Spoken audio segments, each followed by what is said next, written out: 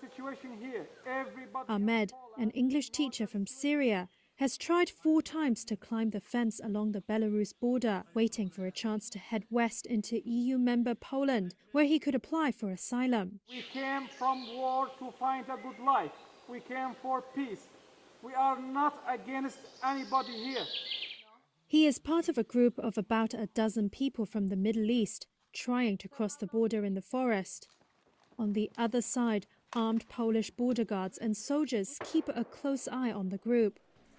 Prime Minister Donald Tusk's Centric Civic Coalition party came first in the European Parliament elections over the weekend.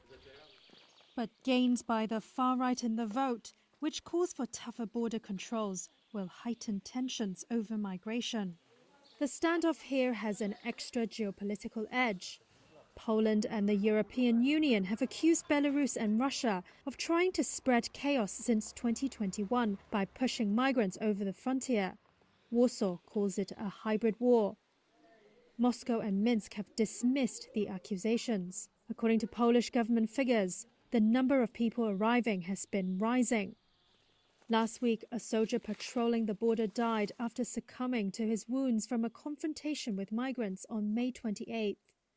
In response, Tusk's pro-EU government has announced plans to reintroduce a no-go zone along the frontier. Paweł Zalewski is the country's deputy defense minister. I ta granica niestety bezpieczna nie jest. This border is not safe, unfortunately. The purpose of this zone is to ensure that no one is exposed to the type of attack that Polish soldiers are exposed to. Nie był narażony na tego typu atak, na jaki jest narażony, na jakie są narażeni polscy żołnierze. Noaman El-Hemyari, a 24-year-old graphic designer from Yemen, made it through the fence at the border. He had originally applied for a Polish student visa from Yemen, which was rejected. So he traveled to Moscow, then Belarus, and later the border area where he spent 22 days. There we had no food, no water. We've been starving and dying. The last day we crossed the Polish border.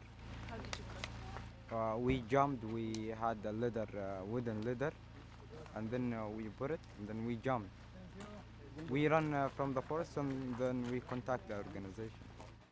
Agata Kluszewska runs the organization El-Hemyari contacted.